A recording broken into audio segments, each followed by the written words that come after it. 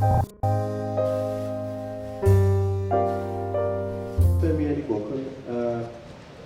Funke Amobi will be here in the next 5 minutes. And so please, we'll be here together, pending the time she comes. She'll be here in the next 5-10 minutes at the maximum. And so we'll be here together until she comes. Our team is we have presently, and so they are almost here. So maybe she comes, she will take our topic on driving organizational performance through effective organizational development strategies. And so what we'll do before now is that you are coming for this session because you have an expectation. And so looking at the topic and probably with your expectation, we'll just take maybe a few contributions. What are your expectations from this topic? And so that when she comes, she just continues and drives through. So as you have contributions, you tell us your name, your organization, and just know what your expectation is from this session. So once again, you are welcome. Can you just put your name over yourself, tell them good morning. The others, I tell them good morning. Good morning. Good morning. You just introduce yourself to them also, your organization. Okay. Thank you very much. And so we're going to start very quickly, like I said earlier on. What are your expectations? Can I have? Sorry, can I have? It's not an altar call, so it's not right? Okay, thank you very much. Can we put our hands together for? Thank you so much. Good morning, my colleagues. I am Organizatioanl. I work for the public service of the state government. And in the public service, we have a lot of challenges. We are not as developed as in the private sector. So I actually want to know exactly what are the strategies in organizational development, which I can use for performance management. Thank you very much. Thank you very much. So what exactly are these strategies that we're talking about? That's a good one. Very good one. Who wants to go next? Okay, thank you. I'm going back over there. I'm from Share Petroleum Development Company. I work in L&D. So I noticed that organizations have objectives, so does individual. What kind of strategies are there that can help to marry these expectations, trying to reduce that alignment gap? Okay, that's with the organizational and the individual. Who wants to go next? Well, we've had two now. Okay, sir. Here, we have somebody over here. Can you bring it here for me? Well, I'm retired Group Captain Salami. Well, I am the chairman of Country Solutions PLC. This is a young company that many people know, but they don't know the name. We package the auto-reg and all this. So people know about auto-reg, but they don't know the people that make the auto-reg. There are quite a number of other things what we do. We offer IT solutions to a lot of business problems. That's why it's called Country Business Solutions. But being a young company, we were just on the field of the company development strategies. So one of the reasons why I decided to come there is to see whether we're on the right track. That's what we are doing, particularly as it relates to the human resources within the place, how they align themselves with organizational strategy. That's why I decided to be here, to see that maybe what we are doing is right or how we can improve on it. Thank you very much. Thank you very, very, very much. Okay, but can we just have you from there? Tell us your name, your organization, and Good morning. good morning. My name is Dara. My name is Maite Ojo, and I'm representing Friesland Campina Wampo, the makers of the popular pig milk. My expectation for this morning. Now, organizational development is something that is of somewhat a challenge for us currently, and so that is why I have chosen this. If at the end of today I can go back and be able to link the performance with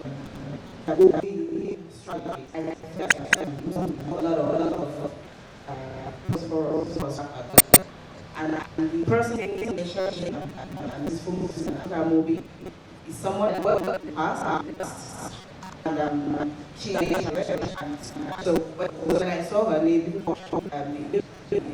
this would be the season. I know she's gonna work.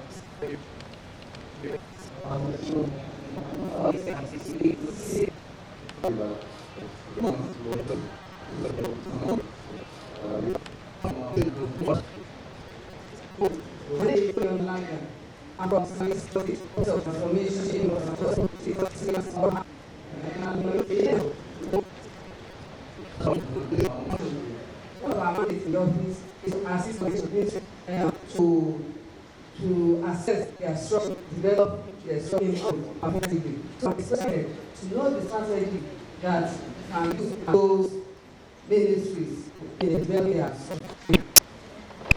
Last one. I just want to take to last one so that we start off the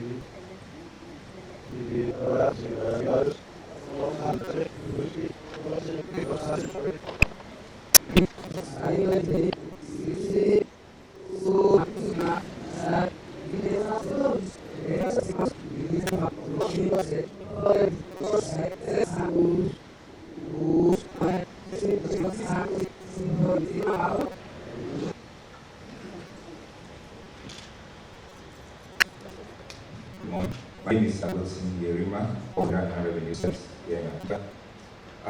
What we do there is revenue for our country, and as of us are aware,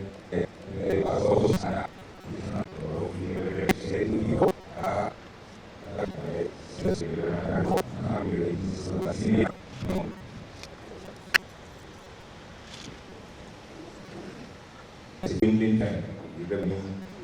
generation country. I want to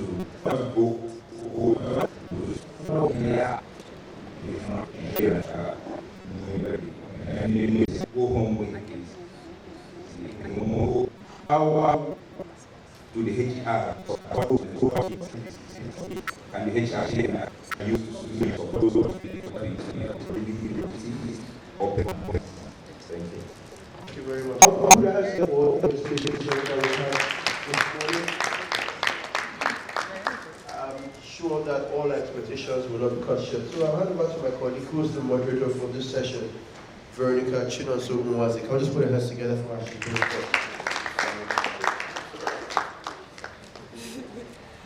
Good morning, delegates.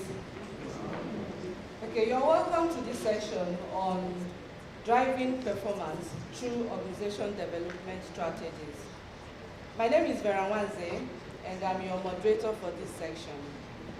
Please note the following ground rules. 1. Please put your phones on silent or vibrate. Questions and answers. He is the country head, human capital for Stanbic IBTC Holdings PLC, a member of the Standard Bank Group.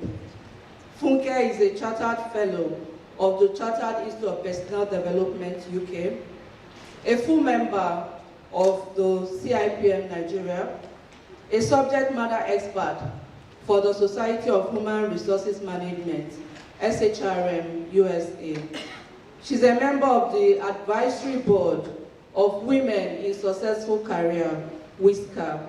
WISCA is a non-profit organization for women empowerment and also a member of the Africa Society for Talent and Development, South Africa. May you join me to welcome Funke Amobi. Thank you very much, Vera. Good morning, colleagues.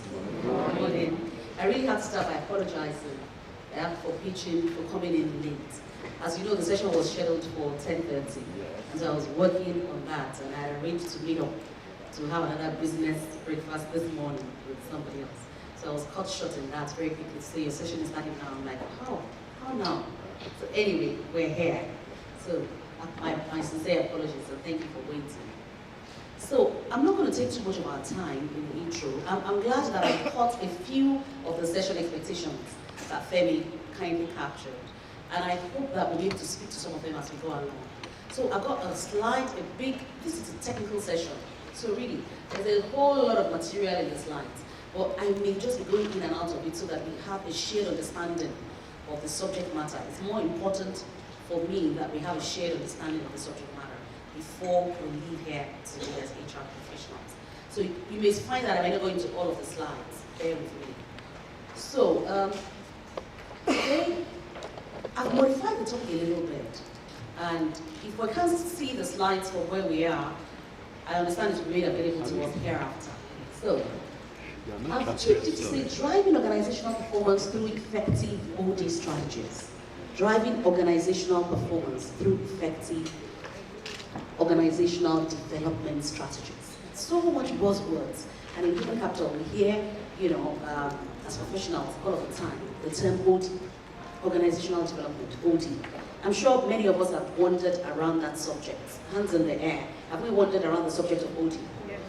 So I'm hoping that today I can speak to that understanding, to sort of uncover the value add in that space called OD, and how does it link to our work as HR professionals, and how does it link to the organization.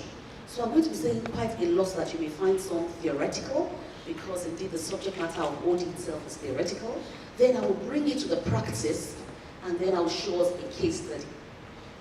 Then we'll drive it home in such a way that my expectation, I wish I could have gathered everyone's expectation, my firm expectation or my singular expectation, hope is that at the end of the session, everyone will go away understanding how they can add value to the organization's performance through an OD intervention.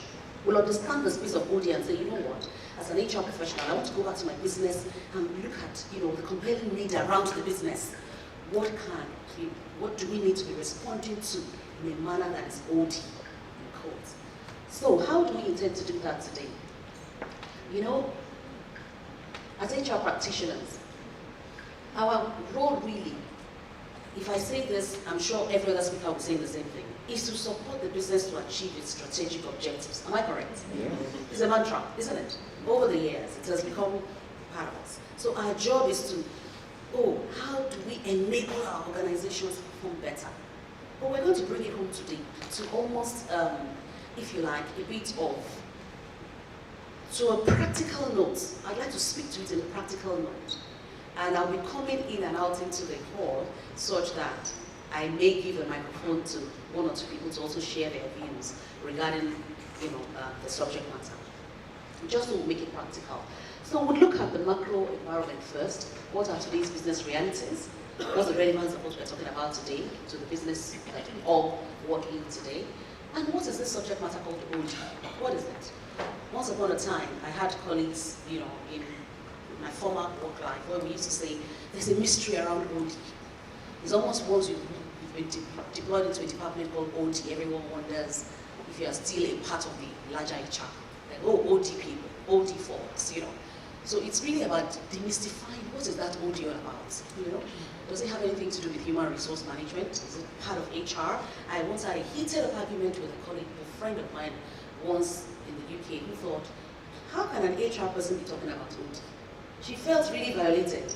She thought she felt she was an OD professional and HR people are not OD people.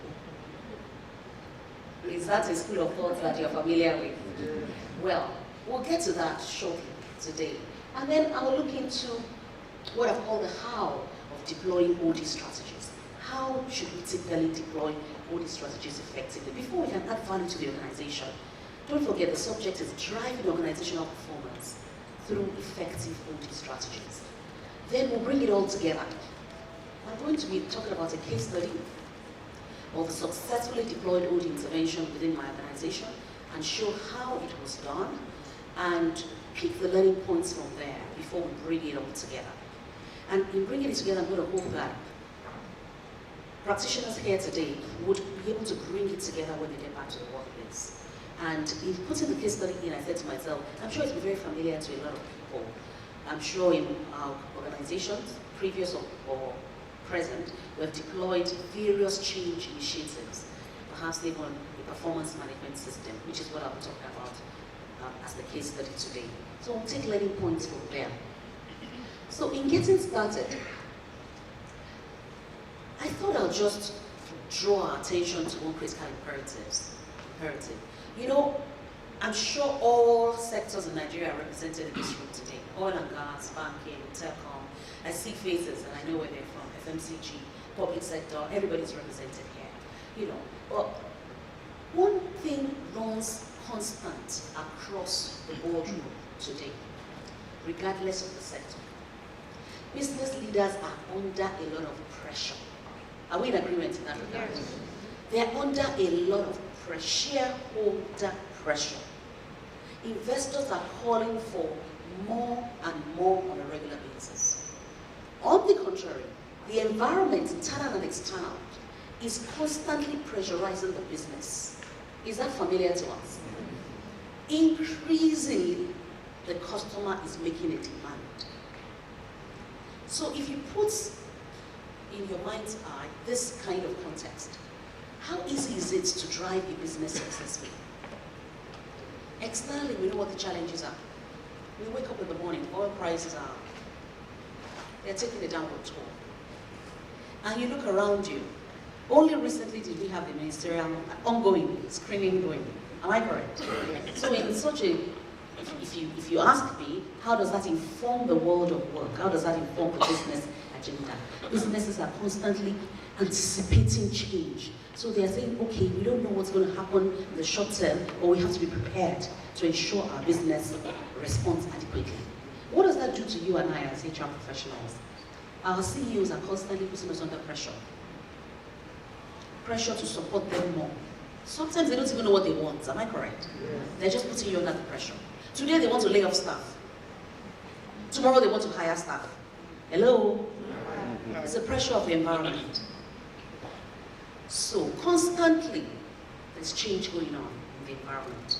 The pressures in the external environment impacts or compels the business leaders to constantly change their models. So they're moving from cost cutting.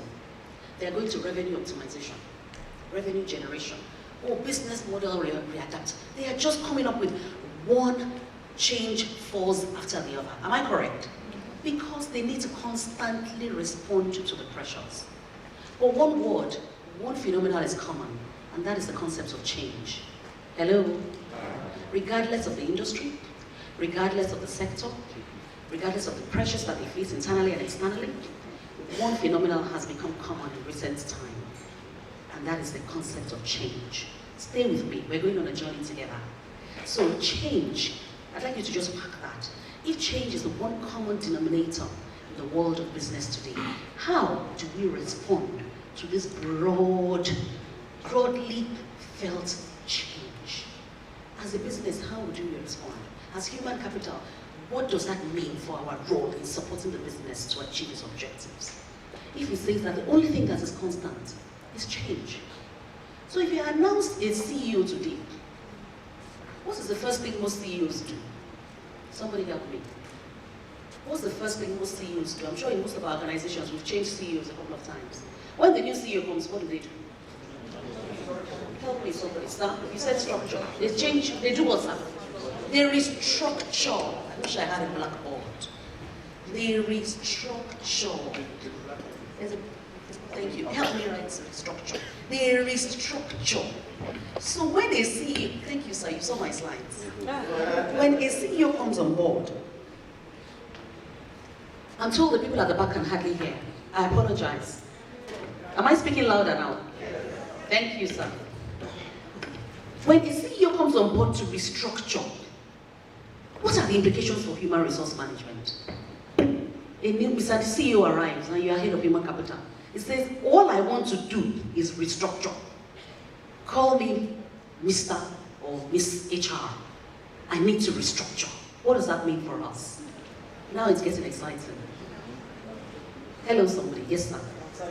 Downsizing. Man of God. Downsizing. Yes, man of God. Manage expectations and the uncertainty amongst the staff.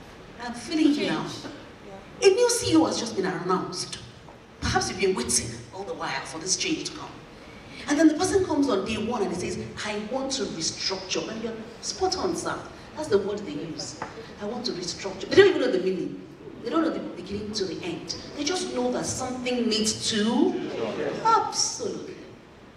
So we're talking about driving organizational performance through effective OD strategies. So the CEO arrives and says, I want to change, for me to show that I'm the right person for this job, I have to change the performance, isn't it? I have to show shareholders that I've added value, that something has changed. How do I do it successfully? The first thing is change, restructure, downsize, perhaps manage expectations. How do we deal with the flurry of activities that will be related? Welcome to the world of OD. This is where organizational development begins to step in. I thought I'll start by, showing that compelling need for change. Can the lights go darker? Because I sort of feel that we can't see the slides. Can we see the slides? Then it doesn't make sense. It took so long to build them. You know the truth, what I try to show in this slide is that the business, this is your company at the center, and the business is impacted by a lot of pressures. Economic, competition, regulation, technology, social, political, a lot of pressures impacting the typical business of today. What are the implications? Businesses begin to restructure, like my brother here told us, and they restructure in different ways. We call them strategic responses. They do things like mergers and acquisition, culture change program, restructure, capability change, product diversification. They can suddenly begin to, from manufacturing bureaus to manufacturing chair and tables. They begin to think broadly, and they begin to think scope and depth. They're all called strategic responses. And then the OD people call them OD interventions. How do we take this business to the next level? So we're still at the business level. Are we together? We're not at HR yet. We're still thinking, what is the business owner, the business leader challenged with today? Because we have to see the compelling need for OD first, before we can start responding as HR people. So the business owner is operating within what, in my view, causes them to respond in different ways strategically. But we now come to what they need to follow through on those strategic responses. And I wanted to give you some examples so that we know that this is very real. I've put some logos up there, from banking to manufacturing to oil and gas, international and local organizations, so telecoms. These are companies that have deployed these strategic responses in response to all those externalities, in response to competition, to economic issues, to social pressures, to technology issues. They've deployed all of these strategic responses. A company like Lafarge is in what is recorded as the largest merger of corporates, if you like, global agenda in recent time. The Lafarge-Holcim merger. I don't know if there's anybody from Lafarge here. Fantastic. Excellent strategic response. What they have birthed with this imperative is the largest, the very, very largest, how do you call yourself, sir? They call it the largest building materials organization globally in the world. Now when that happens, Mr. HR, where are you? What are the implications for human resource management? How do you enable that organization actualize the benefits of that merger? It's a brand new organization, do you agree with me? Yes. Brand new organization. How do you bring such two giants like that together? A company like Standard Bank is 153 years old in South Africa. Has grown exponentially in the last 10 to 15 years by mergers and acquisition. Has just literally gone into the African space to become the largest African bank. How do you respond to the human resource implications in such an enterprise to continuously enable that company gain the benefits of such an acquisition? A company like MTN has grown remarkably in the, if you like, emerging markets, not just Africa and Middle East, by mergers and acquisition. Even in the Nigerian space, did an acquisition to become Africa's giant telecom organization. How what should human resources be doing in that enterprise to support that organization to achieve and fulfill its performance mandate within such a context? When I stepped down locally, I even found some interesting examples. Oh, Dangote of our world. We all know who Dangote is. From manufacturing, help me, somebody. From, sir, you said sugar. From sugar to what? Cement. From cement to what? Come on, it doesn't get better than that. If you were the head of human capital, what would you be doing? You may wonder, what is man thinking? The skills and competencies you need keep changing on the day, isn't it? So welcome to the world of OD. Driving organizational performance through effective OD strategies. Are we driving home the subject matter now? And it is very simple. Until it becomes that simple, we won't step into the realm of understanding how to actualize it in our space. I found a company like Nigerian Periods, and this was I was just scanning my memory to say which companies have gone through, how have companies strategically responded to the external environment. And these examples came very quickly to my mind. I'm sure if I thought deeper, almost all the companies here would be able to get onto that slide, because we're all strategically responding. Do you agree with me? We're responding in different ways. Nigerian Periods. Oh, another company that has done exceptionally well in the Heineken space. So much has happened in mergers. They're currently pulling through another acquisition.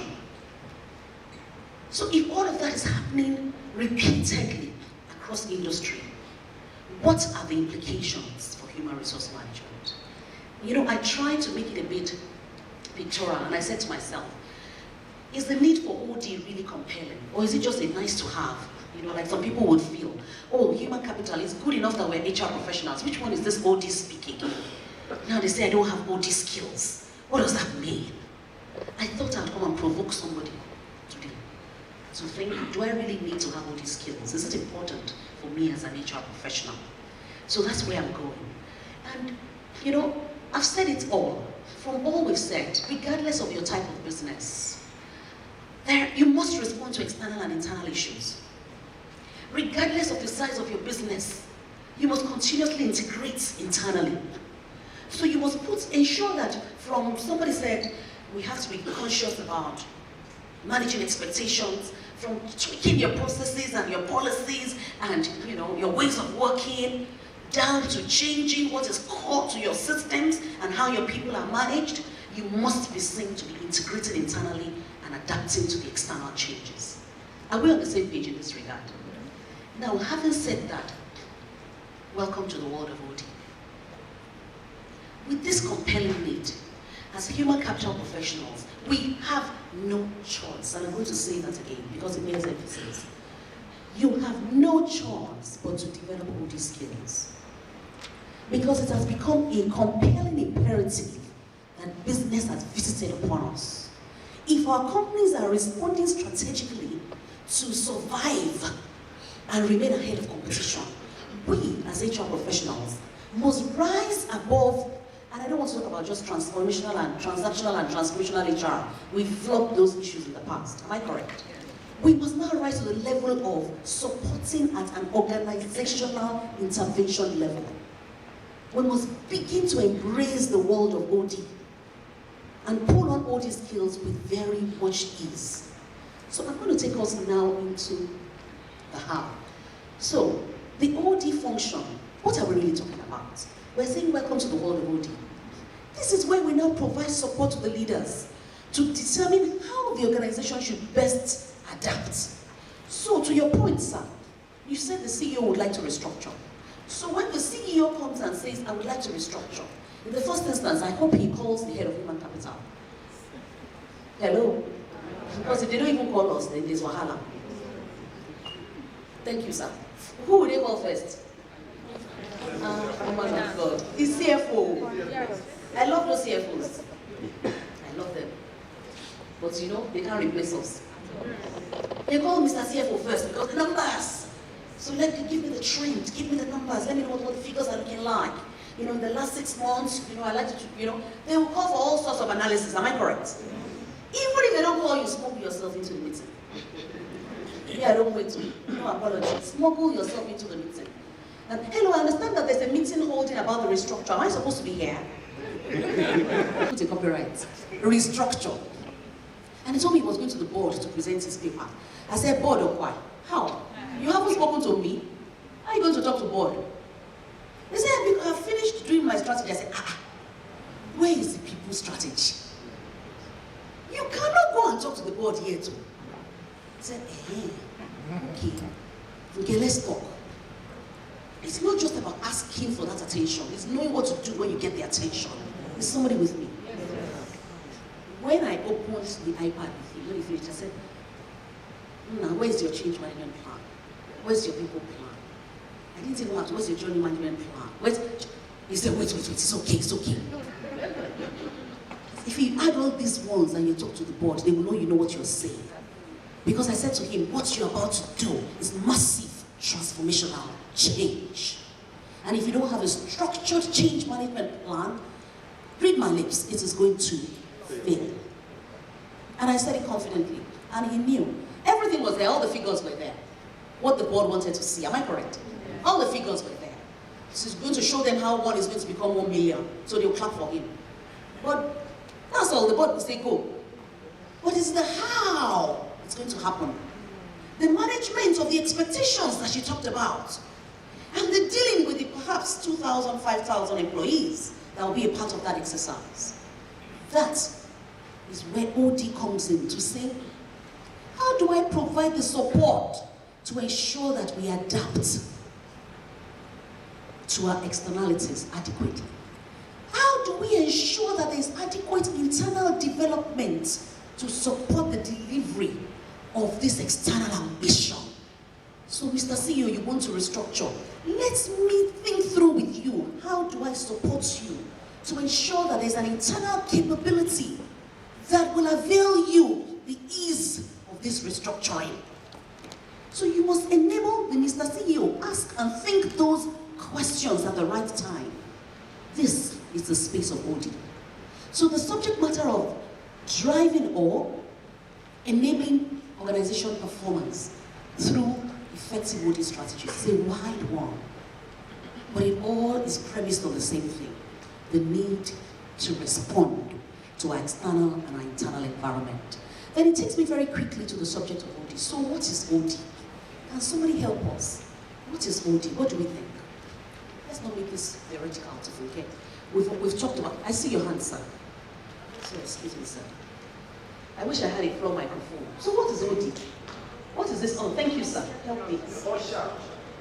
Thank you very much. So what is OD? What are we talking about? Thank you, sir. Go ahead. Simply put, I will define it as interventions that are meant to actually correct or drive change. Help me, sir. Please write. He said interventions, correct, change. Thank you very much, sir. Intervention, correct, change. Somebody else wants to add to that. I saw. I'll give you 1 minute. Aha. So what does this mean? Yes. For me, I think it's a conscious effort to make an organization more efficient and more effective. Please add conscious. Conscious effort, more efficient and more effective. Thank you. You were going to add. It's the same. Deliberate. Fantastic. Deliberate. You know, we've all done it, so I feel like I should just hand over the mic. Please, can the mic go to the young lady there? Thank you. Yes, please. I feel it's an intervention to add more value for more productivity. I like the way she puts it together. She said value and productivity. It's not just intervention. It is what is the purpose of the intervention. Is it adding value? And it's like you guys have seen all the slides. Is it adding value? And is it down to productivity? Oh, well, that is where we struggle with that seat at the table. Where is the value added? Show me until I say to that lady, this thing is going to fail, or you won't get these numbers. And in fact, you can get more than these numbers if you do it properly. Then he's willing to listen. Thank you very much. I think, yes. I think it's professional initiatives that aid the organization to achieve its objectives and affect the bottom line. Excellent. I like the professional part, and I like the bottom line part. Brilliant. Thank you very much. You've all tweaked it so nicely. So you really are itching to add it. So I'll take you as the very last one. I think looking at all the comments, I just want to add that the intervention should be focused to meeting the business needs to ensure that the organization achieve competitive advantage, because that addresses industry-related issues. Thank you. I said to him, preach it, sir. You hit it. The final word, wait. That's why I knew I had to hear you. He said it is about achieving competitive advantage. So this whole OD drama, does it put us one step ahead of competition? Is it not becoming compelling? Absolutely compelling. But I can actually skip all these my slides because you've done justice to it.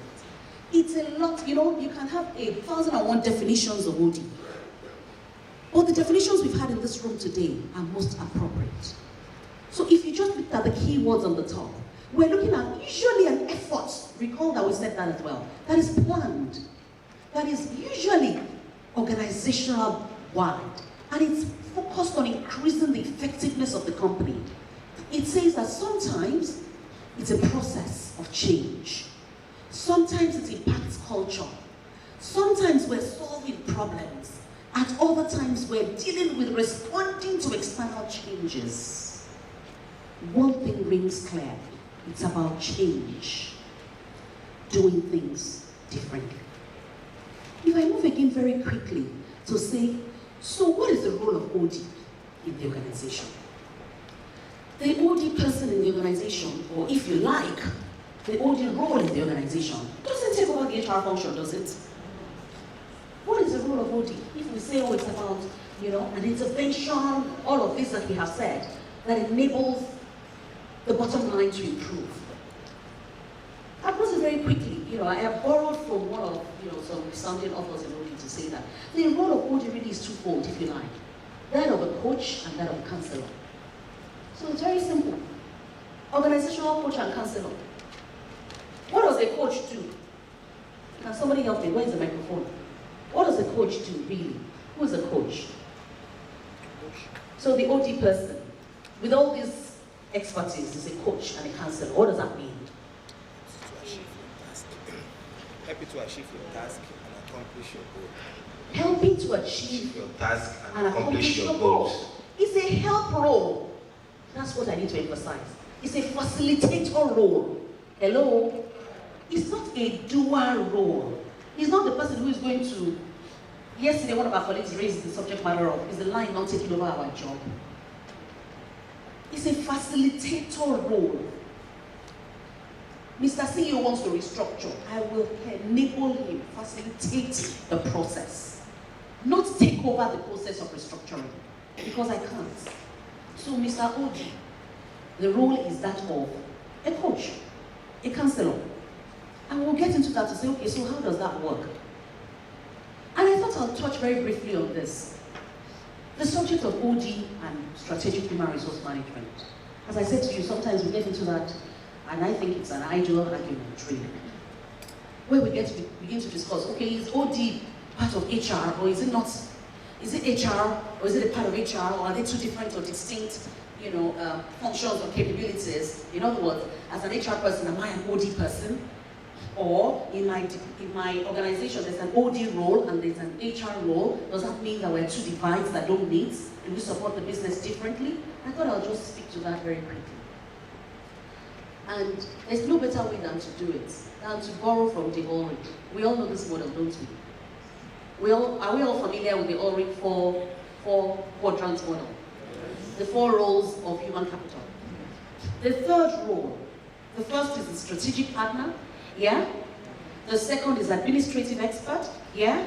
The third is change agent, and the fourth is employee champion. Where is OD situated? Absolutely. For me, it answers the question whether HR professionals are OD people or OD people are separate from HR professionals, or there are two different distinct capabilities. It's simple. A critical imperative of strategic human resource management is the ability to support the organization to navigate change seamlessly, effortlessly, and if you like, at the highest levels of impact. So having said that, I want us to move very quickly into we've raised the momentum in the understanding of how this can be really practical.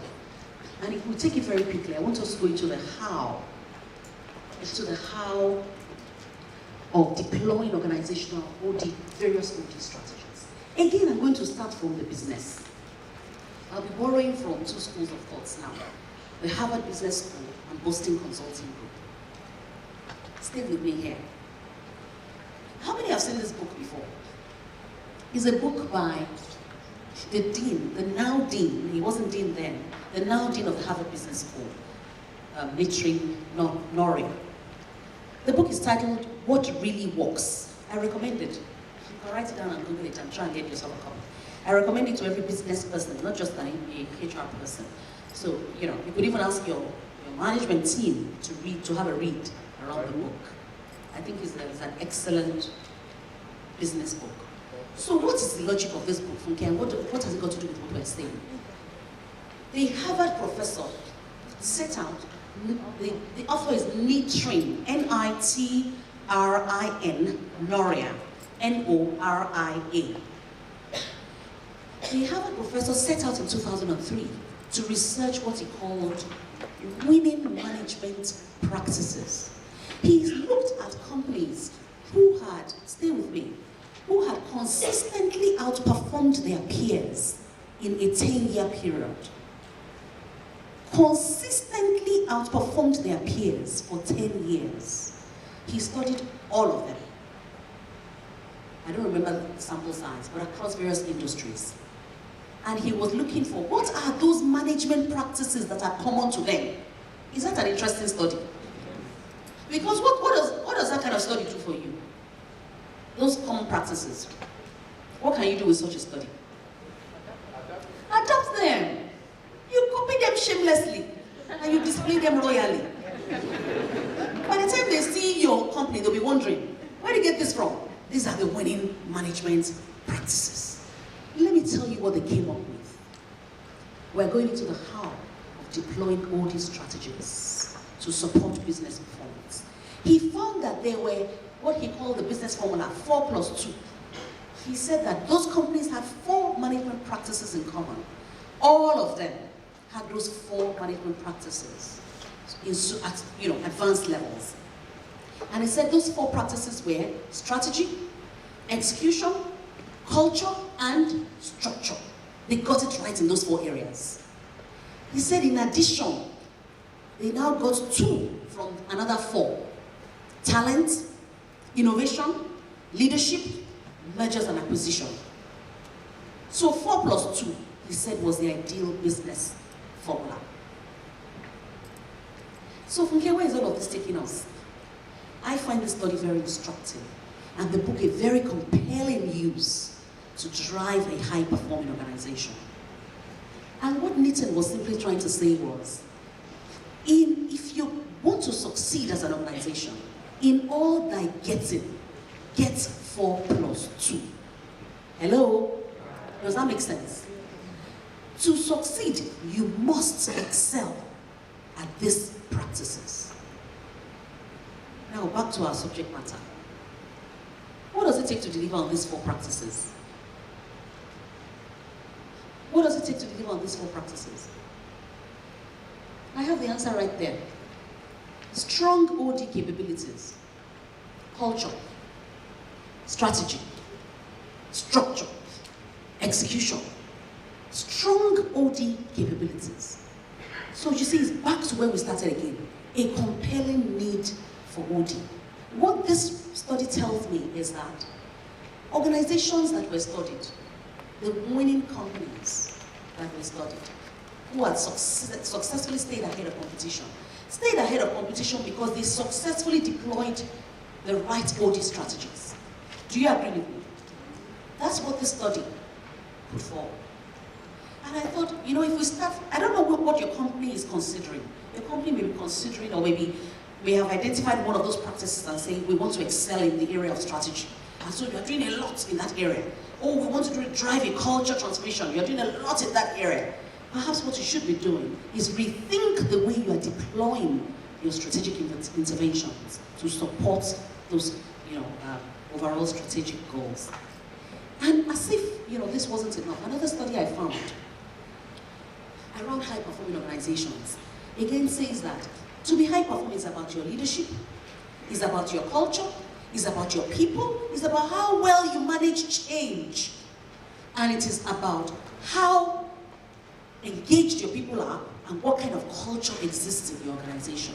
And I stopped to think again. Again, we're speaking the OD language. So in other words, to be ahead of competition and to be a high-performing organization, you must definitely understand how to deploy OD interventions successfully. And when you find companies that have excelled, they are probably doing all of this right. And in doing all of this right, I said to myself, so how does it eventually affect the bottom line? Hearing my brother loud and clear there to say that these interventions must affect the bottom line. And I found another study. I warned you ahead that things are going to get a bit theoretical. I found another study.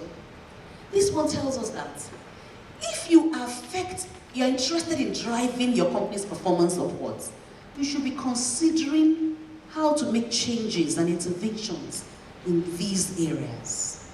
You should be considering the impact of culture. You should be considering the kind of systems you have in place, your performance management system, your training management system. You should be considering the kind of culture that your organization is driving. Is it a culture that supports a high performance orientation? So Mr. CEO that wants to restructure, what kind of culture is enabling of his restructured end states? Mr. CEO that wants to restructure, what are the implications for our various processes? Our sales and commission process system, our training management system, our reward management process, our recruitment system. What are the implications for all of the above? And then indeed, what are the implications? What are the implications for the skills and jobs that our people need? So this one again says everything is causally related. To improve the company's performance, you must impact all these areas. That is a cause and effect relationship. So where there is a change in leadership, or when you have change, when you drive a culture change, it would impact other areas of the business before it eventually impacts your performance. Bearing all that in mind, another compelling need for OD capabilities. To say we must ensure, as HR practitioners and as OD people, we're driving the right interventions in the right way.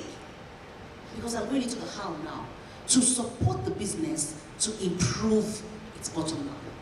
And I'm soon going to be going to specific examples of initiatives, interventions that can fall into this category.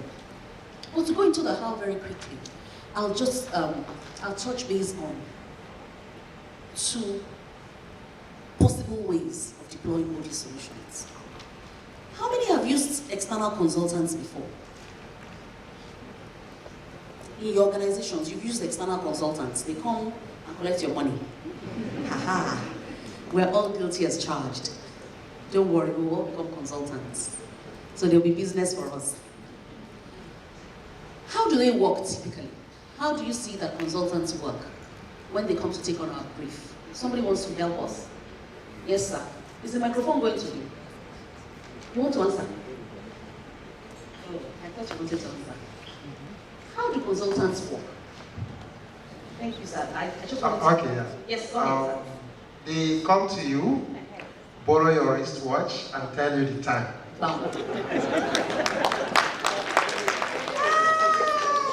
In a nutshell, okay, I want to get another view. What I had said initially is they ask you the question, you answer the same question. They ask you the question, what your problem is, and you tell them the solution to your problem. So you are in line with him. Oh my God, the consultants are not friendly today. Yes, yes, sir. Basically, what they do is they come to your office, ask you your problems, ask you for your processes. Yes. You tell them, they go back, package with beautiful English, and give it back to your solution. Ah. There are two hands. Hello, sir. I want to hear from Madame, and I want to hear from Oga there. Then I think there's a lady here too. Yes, then we'll wrap it up. I think we should be fair because we're all going to be consultants. Thank you, ma'am. You know, the third eye is very important. The third business. eye. Somebody write that down for me, please. The third eye. When you're neck deep in your processes, in your systems, and they become kind of like every day, they become like daybreak, you need a third eye to come look. So sometimes the impact may not be much, but that's just one thing. Let me just give an example, just 1 minute. I conducted a training recently, and I'd worked with this facilitator for lots of years and very closely. We had him come to share a CEO business case, and he said that conversations would always be going on within the organization, but the management needs to influence that conversation. That's right. That was very big. I'd been with him for lots of years, but I never would have seen or heard that in that light. So consultants, they majorly may not bring 42-page reports that are different from what, it may just be one thing, and you can build it up and get some value out of it. Thank you very much. Can we move the microphone very quickly, sir, and then I'll become my mic, then we can move on. Thank you very much for that. Thank you very much. I like to look at it from another perspective. A consultant, what he does, it helps you to see what you cannot see very clearly. And it helps to criticize you so that you'll appreciate yourself. It's just like a medical doctor. You already have headache and you suspect what you have, but you cannot fully diagnose what is wrong with you. But you need somebody who is unbiased to tell you the truth about yourself, because many of us don't like to hear the truth. Thank you, sir. Finally on the subject. Thank you, ma'am. The consultant comes in with a very objective view to get a good understanding of what your need is, what your desired outcomes are, and they partner with you and work with you to be able to achieve those objectives. Fantastic. Thank you very much. I like the crescendo. I like how we built up. I like how we started from telling the watch, checking your wristwatch and telling you the time, to the strategic partnership to meet your need. Brilliant. Thank you all. Welcome to the world of practicing OD as a consultant. Far from it that our colleagues will describe us as telling them the time by looking at their wristwatches. But better that they describe us as coming in, to his point, to diagnose for them what their needs are, to criticize where it is appropriately, where it is required, to articulate the needs in a structured manner and partner with them to deliver, to get, if you like, to an improved state. So deploying or enabling our organizations, improving our business performance through effective OD strategies is about deploying our interventions in a structured manner. So, and I'd like you to hold that very lightly. So when consultants come in, typically they will start by asking questions, probing, diagnosing, wondering, and then querying you and making you think around the subject matter in and out of the box. Mr. CEO would like to restructure. Perhaps you should start by asking him questions. Sir, why do you want to restructure? Sir, what will good look like? When you succeed, how will you know? Are there timelines? So, the world of OD is a structured environment. Your operation, you're not adding an OD value to business without structure. I'm going to say that again. You're not adding an OD value to business without structure. That is why OD people are typically seen as consultants. Do you understand? Because they come in and they deploy, I had to find this kind of model. It's like a consultant-client relationship. They start by acting all the questions, then they collect all the data. They analyze. It's painstaking, ladies and gentlemen. It's not a fly in and a fly out. It's cerebral, it's rigorous, it's tasking. You need to set up teams, you need to research, So Mr. CEO wants to suddenly come and restructure, and perhaps we'll be downsizing. Our efforts should not just be on focus on, oh, we're going to let 50 people go. Now let me go and start preparing letters. Or, oh, he now wants to change the sales model. So we're going to hire sets of people. Let me go and look for, who are those companies? Let them come and hire for us. No. Relax first. Mr. CEO, what are we trying to achieve? Again, go back to those models. Bottom line, where are you going to? Okay, so we know where we are today, where we are going. What we're looking for is the middle. How are we going to get there?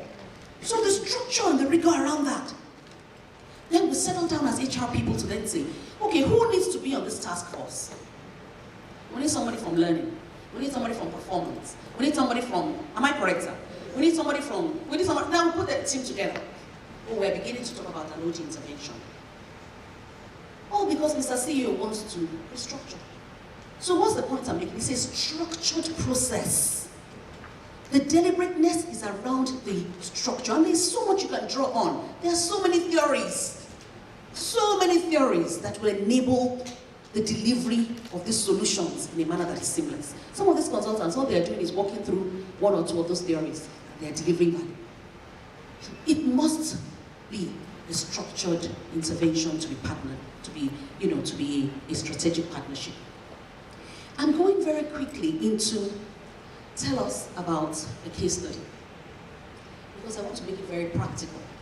So I work for Standard Bank, Islamic IBTC in Nigeria, and once upon a time, we had, as part of the growth agenda, Standard Bank needed to respond. Remember I said Standard Bank is a very old company, 153 years old, operating in 18 African countries, and outside of Africa, an additional 33 countries altogether, 15 countries.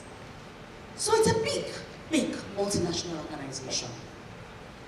And we needed at that time to respond to a lot of challenges, external and internal. Remember the positioning we did at the beginning. The business was becoming the banking business, and Standard Bank is beyond the bank. It's an end-to-end financial solutions provider. So there's the wealth part of our business. There's corporate and investment banking. Then there's the traditional, branch banking, personal and business banking. And there was so much pressure from regulators. In Nigeria alone, I have 5 regulators. Yeah, I've got CBN, I've got SEC, I've got PENCOM, I've got insurance, because we just got an insurance mandate. I've got FRIS, thank you, it's getting longer. And these are regulators, CBN being the biggest, that must be complied with. So there were pressures on the business. And there was the issue of customer centricity. So the customers are repeatedly, requesting for changes in the way they were being served. It was clear to us that we needed to respond to an industry challenge, to ensure that there was greater focus on our customers, more effective regulatory compliance. It was clear to us that we needed to deliver at new levels of expected performance. And then HR came to the table. How can you enable us drive performance from one level to the other? And the business at the time, that's before I joined, I got in half stream here, decided that it was time to deploy a new performance management solution. I thought I'll take that example because I felt it was something that everybody could come to terms with. Am I correct? And we set out, to deploy. Somebody could say, oh, big deal. We all have appraisal systems, isn't it? But we needed to do a new performance management system, to your point, sir, to get ahead of competition. Now imagine that OD strategy and that bottom line goal. It was to get ahead of competition. Nobody was thinking about, oh, we just want to do viral and paper. I find out how that was happening already. But how do we respond to all of this? Across 33 different geographies. I'm going to start by showing this short clip. Right, can we show the short clip to start with? Of how did we figure out what the gap was? What needs to happen differently? What kind of questions we asked? So the lights can go off. Believes that the task that has been set is within reach. A winning team works with focus and attention to find in every stroke the improvement that will provide the edge. A winner knows that excellence is not a singular act, but rather a developed habit of staying on track, and that winning is the result of the right mix of discipline, talent, skill, and the desire to be the best. Standard Bank Group is embracing change to ensure that we maintain our competitive edge. Our strategy is ambitious and will require a step up in overall performance. The regulatory environment demands a business approach based on sound governance and the right underlying capabilities. Constantly evolving customer demands, a tightening economy, and more intense competition call for an improved set of capabilities to drive growth. We've been here for 150 years. If we want to be here for the next 150 years, we've got to change as the world is changing. We face very stiff competition, sometimes from domestic competitors, sometimes from international competitors. And all other organization means that you have to do something different from what you've done before. If we did take this organization to the next level, it's not by wish, it's not by command, it's by the collective effort of everyone in a team. We need to know what everybody's doing, how well they're doing it, and how they are being managed against our own expectations. So how do we get and maintain the edge on our competitors and on our own ambitious business strategy? We do it with enduring performance, a more integrated, focused, deliberate, and high engagement approach to managing our business performance. An approach that will ensure an even more meaningful and valuable contribution by our people. Performance management is the foundation of actually the way that we manage the business and achieve our business goals. We want to make sure that we've got a clear and transparent link between performance and compensation and career progression. Performance management needs to be linked to the strategy of the business, to the goals of the teams in which we operate, and to the individuals within those teams if we're to really achieve our business strategy. I would support performance management because it pushes us in the right direction. Most of us would agree that Standard Bank hasn't been great at performance management. We've had pockets of excellence, but it hasn't been consistent and it hasn't been group-wide. And the time has come for us to remedy. The reality of performance management is performance management approach relies on excellent leadership to ensure we unleash the full potential of everyone to achieve enduring performance. Performance management isn't about HR processes. It's about great leadership. So we need to ensure that all our leaders in the organization embrace this, take performance management seriously.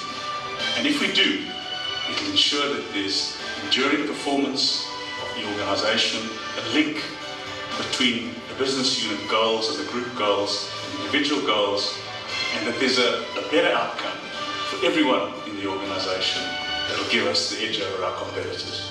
Getting a consistent approach to performance will require hard work and effort. It would require practice, so each person needs to own their space, but it will also require a new type of leader. The role for leadership is to live the performance management process. Not to talk about it, but actually to represent it in their day-to-day working lives. So a key success factor is strong, focused, determined leadership. We're a network, we are one family, we are all pulling in one direction. We are as strong as every link in the team. And an engaged culture that we're all asking for. This is a team sport, this is not an individual sport. We are very serious about step-changing our performance as a group through using every competitive advantage we have to the full. We believe our biggest competitive advantage is our capable, passionate and engaged people in high-performing teams. We don't want to settle for mediocrity of what the market is going to give us. If that is the case, then we have to have enduring performance where each and every one of us up our game and go and perform beyond what we've done before. I think it's happening in exactly the right moment in time to make us more competitive. The alignment of everybody's objectives, not only in South Africa but across the continent, will make for a much more powerful organization. I think if we get this right, we will be able to differentiate ourselves as an organization, and we'll be able to put in place the kind of growth strategies that will help us ascend to the position of market leadership across the various countries in which we participate. I'm really excited about this process. You know, this will make us win. Expect the same from the team. I really believe this is important. So let's just get it done, and let's get it done properly.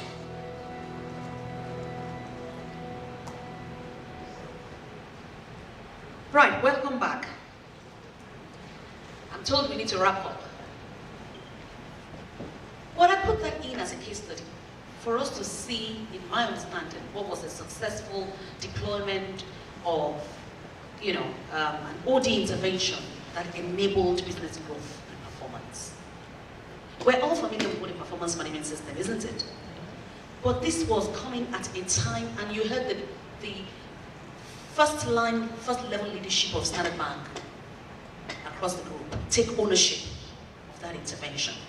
But it was HR facilitated, HR driven. I had a second video I would have showed you, but I can't, which would have showed you exactly what HR did and how HR went about it.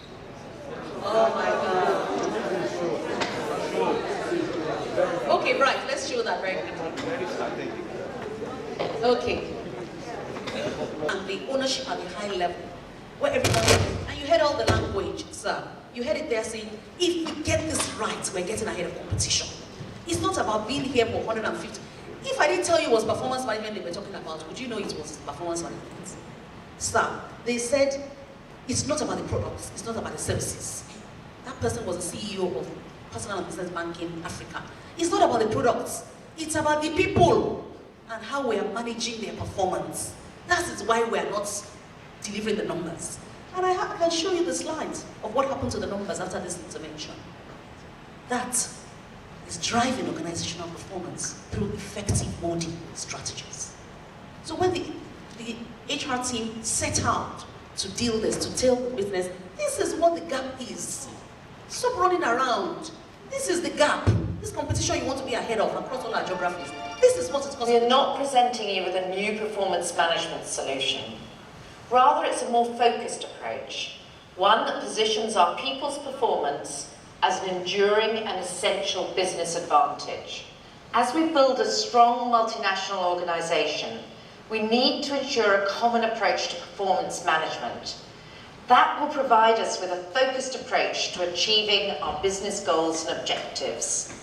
Our revised performance management approach is about developing great leadership to ensure that we unleash the full potential of everyone so that we can achieve enduring performance. As we develop the enduring performance approach across the business, through high-performing individuals in high-performing teams, we will ensure enduring performance. The first of which is a new approach to managing business, team, and individual performance. Here's Darryl Wright with more. What we've done is we've looked at the existing performance management processes in and across the organization, as well as benchmarked kind of best-in-class performance management practices across industries. And what we are focusing on is making sure that we have fewer but more focused goals that are related and directly linked to the strategic aspirations of the business unit and team that people are part of. The second thing we're focusing on is making sure that people deliver as individuals in a team environment. And what we are trying to drive is the notion of team performance. So whilst aspects of the organization already have team goals, it's not a pervasive practice across the organization. The third area that we're focusing on is the notion of a 4-point rating scale that will be applied consistently across the organization. And that will not only measure the delivery against a set of key KRAs, but that can never be done at the expense of good leadership, good governance, and against the values of the organization. What we are looking at as well is trying to create a clearer link between performance and pay, and to make sure that we are differentiating with those individuals that do go the extra mile and that do espouse the values and the behaviors of a high-performance environment. The multi-rated tool, while extensively used, wasn't necessarily measuring the right outputs and wasn't being used in a way that drives a high-performance culture. So we are reviewing all sources of feedback, of which a 360-degree tool is critical. Because of the change in how we operate, you can't have 6 different models in conflict with one another. As a universal bank, as a global bank, we need to start managing performance in a consistent way using one framework, one philosophy, and a common process. Some of these changes will be immense in parts of the organization, and in other parts of the organization there'll be subtle tweaks, simply because the maturity model of the business differs. So we will phase it, so there's no need to panic. We're going to have a very structured and phased approach in terms of dealing with the change. We are partnering with the HR business partners, who in turn will work with their leaders in their various areas to bring about the necessary changes.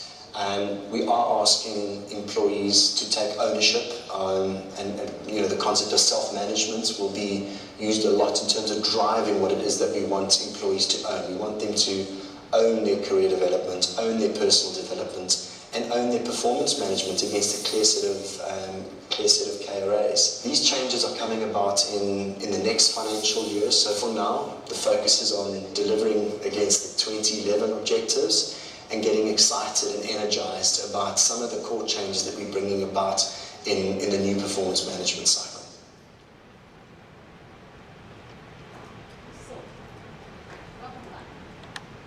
So that's how HR went about it.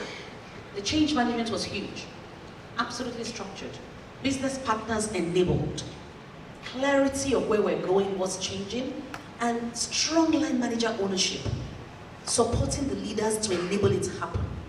Okay, Funke, so what happened eventually? I won't bore you with all of this because we've heard that through it. But it was mega.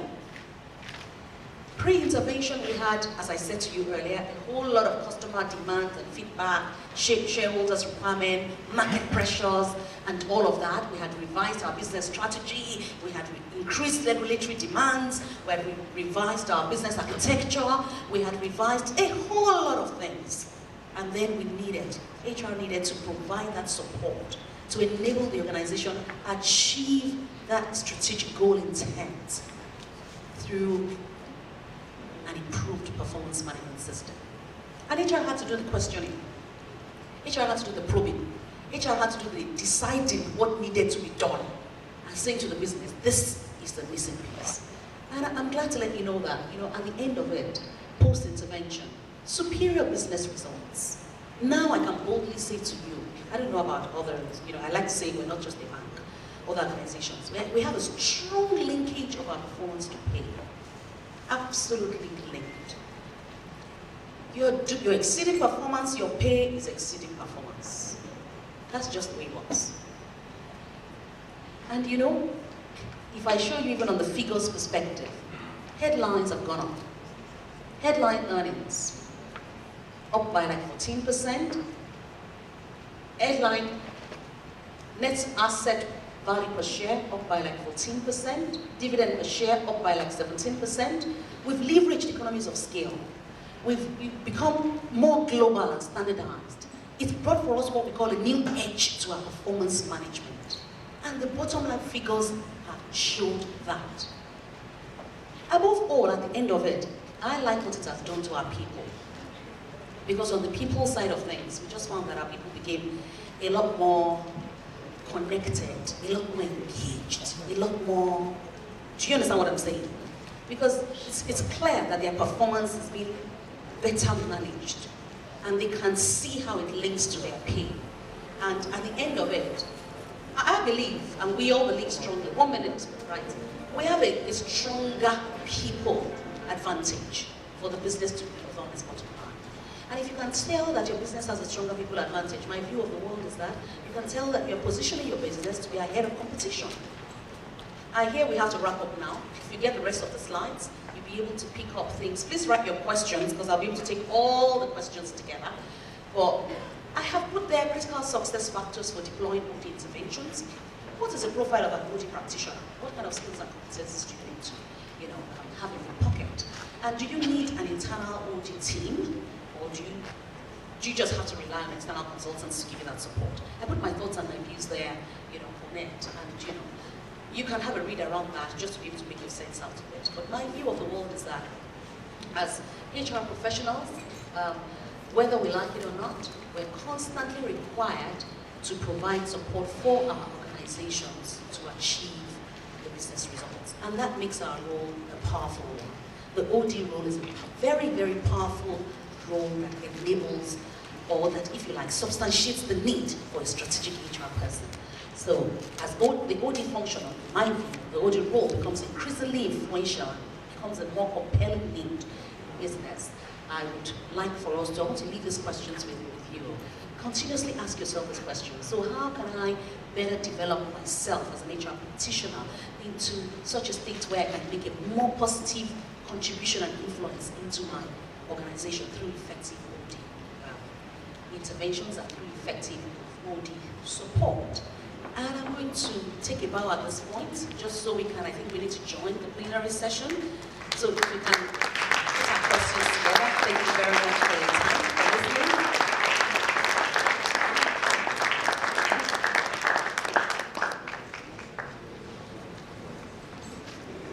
If I had the time, I would have showed you the video of the engaged workforce some other time. So let's take the questions.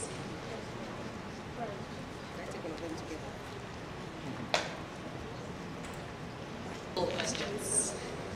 And this one says that, how do you model the values? What do you want your staff to emulate, and how can this be a part and parcel of the organization? Can I ask the writer of this to touch base with me immediately after, so that we can do a one-on-one on that? Is that a fair deal? Because they're trying to get us out to go into plenary. Well, that will require some time to explain. Do you have a mentoring program? Again, please touch base with me. What is the line between OD experts' role to leadership of the business versus OD experts' role to the employees? It's one and the same, because you're reaching the employees through the business, through the leaders, and through the support of the business as a coach and a counselor. So it's really one and the same. You're not, as an OD person, you're not serving different parts of the business. You're serving the business through the leadership and through line support. How do you integrate your organizational values with performance? Again, let's touch base immediately after this. I can explain how that is done very easily. How does organization OD strategies and training development in a public organization? Let's touch base after. Oh, I'm trying. How can we effectively deploy the OD strategy in civil service? Can I take these two public sector questions together? Because I have some public sector case studies I can share with you. They're not Nigerian public sector, but I think public sector is public sector. If you take those case studies away and deep dive into them, you would learn something from there. Yeah, because this always comes up every time when technical sessions like this. And I agree that public and private sectors are different. There are many questions, but I have to apologize that I hear that we have to get back into plenary. But I'm going to be sitting right there after the session so that we can touch base together. And right here, I'm not going to leave. I'm going to be right here so that we can network some more, and then I can respond to all the questions to the best of my ability. I'd like to thank you for your attention again, and all the best.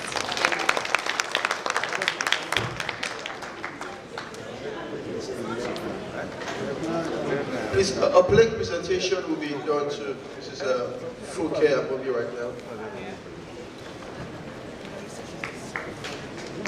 Well, before I do the presentation, I'd like to apologize that we had to rush this. You can see people are coming in. But I could see that Funke was still very interested in running the session, and it showed that we really enjoyed it. So if we really enjoyed it, I'd like you to give her a round of applause again. It was a very captivating session, and it was very down to earth, very instructive, very inspiring all throughout. What could have made me even contribute? Normally when I have to sit in at sessions like this, I normally don't. But I was lured to contribute.